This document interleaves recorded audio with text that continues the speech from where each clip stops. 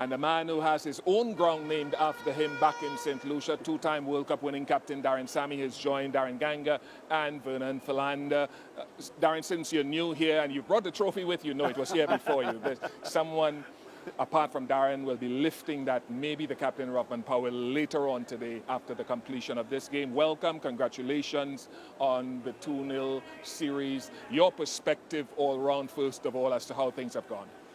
Thank you, Bish. I think it's been good, after the World Cup, the disappointments from their first outing, the way the guys have played, the little adjustments we're trying to make within the team, and especially the second game, the way the guys as a bowling unit responded, it's good signs for us. But in order for us to work on the ultimate goal in becoming that championship team, there are certain things we still have to be consistently good at. And this is what we're looking to implement over the next 12 months leading up to another World Cup in Sri Lanka and India.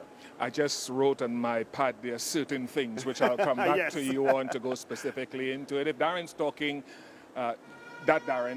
talking about little things, Shamar Joseph has only played, 6 or 7 T20 internationals. His best figures in T20 cricket in that last game. Your thoughts on him? Yeah, I think what we're seeing is a constant evolution in him as a fast bowler. We often talk about having X-factor pace in T20 cricket, and that is what he has. But he also has skills.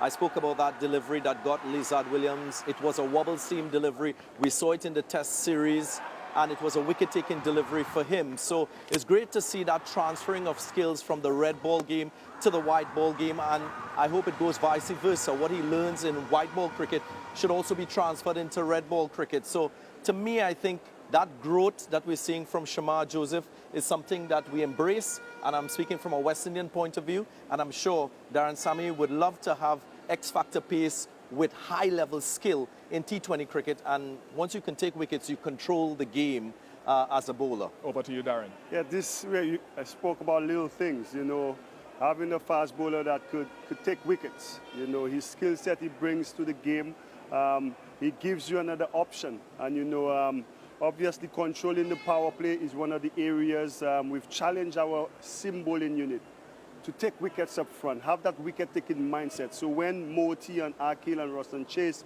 and these guys in the middle, Romario Shepherd, as we saw last game, it makes their job and their role become even easier in the middle because you breaking the back of the batting up front. And it was a good execution last game to see that. But Shamar, he brings that element to the game. We also spoke about specific roles. We've been blessed with so many all-rounders, but we need guys who are...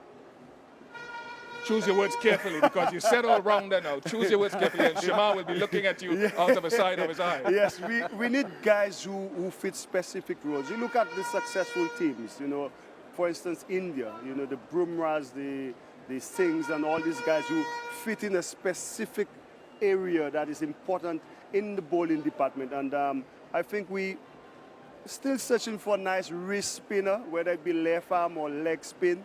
But we're on the course. We're going to put some plans in place to discover one soon. A little bit later, I'll ask you when Shamar gets a promotion in the batting order. You've seen Shamar all through the Test series. What do you like about him? Let's look at his action. I really enjoy him because he's wanting to learn. I think he's taken the opportunity. Even when I was out in the middle in Guyana, he came up to me and asked about his wrist position. But he's got good energy. He's an athletic young man, and he's got himself into a wonderful position at point of low there. And look at the release point. You cannot ask for a seamer to get higher than that at point of release, but beautiful rhythm, and I really like the attribute that he brings to the game. He's playing around on the crease, which excites me. The most important thing is that he doesn't lose that length. But I think I just want to ask Daren something. I think it must be an absolute luxury for these guys to have you around in the changing room. Of course, you've lifted the ICC silverware twice. Does it get frustrating from time to time? Well, the job is frustrating sometimes, but I think understanding what the mission is, it won't happen overnight. But if you keep ticking little boxes that getting you closer to your goal, then it makes it enjoyable. I played with some of these guys, and I think the key is managing. Man management skills is very important, especially now in this era. It is something that allowed me to be successful in my captaincy. It's something I've taken into my coaching, but also having the right team around you. You know, the Floyd Riffer, Rayon Griffith, you know, James Franklin when he's there. You know, the attention to detail. You know, my most important guy is my analyst. And giving them that trust, and they trust me and I trust them in what they bring to the table so that our guys now could go out and execute. And when we have done that, we've looked like a really championship team. Let's talk about a member of that team who many people, including myself, hopes to grow. Romario Shepherd. Didn't have a great World Cup, got left out at the back end. Didn't live up to his expectations in the first game, but came back with a bang second game. Yeah, look, Shepherd has been an integral part in our setup. Yes, he lost form during the World Cup, but, you know, especially after the first game, he was quite disappointed. And, you know, we had conversations. I asked him about, I know he just had a baby, he's been home. All these things mentally could take an effect on you. So I asked him how he was. He said, Coach, I'm good.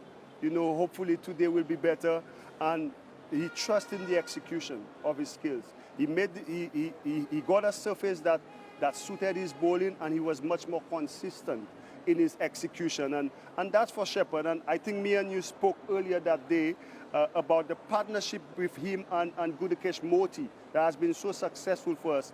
And now it's just the tactical aspect of it. I think Rothman got it really right when it comes to Romario Shepherd. What time you introduce him to the game that would be most effective for us.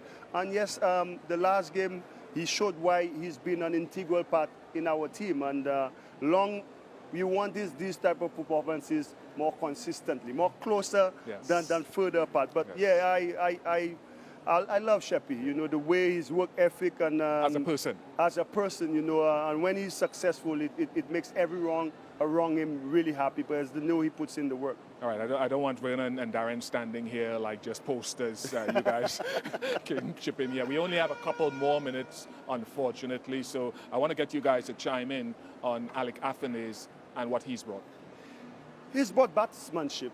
You know, again, another area when we review the World Cup to bring spinners can't really bowl in the power play against him. And you guys could talk about him because I speak to him all the time. Yeah, I think one of the things that he took from his Test match debut against India was his high skill of playing spin. He's batting at the top of the order, and oftentimes you find players who bat in that first six tend to dominate seamers against spin, but he's a little bit different.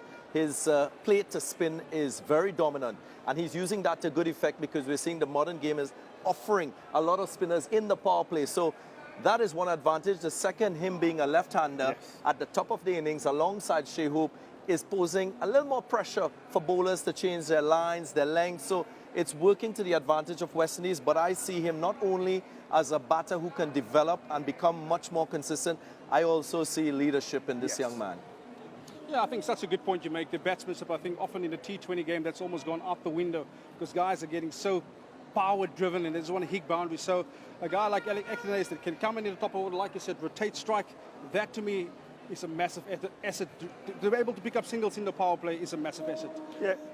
Sorry, go ahead, Daren. Yeah, You've got the last word. He's been really good for us, you know, and Shea has been a complete professional, you know, and Alec, you know, just this series, look at the last game in the World Cup, Markram played a big part in that game, you know, and just knowing Alec is there, and we dictate how they use their bowlers, you know, and that's one of the points and some of the little things that we've looked at, how we could improve our game.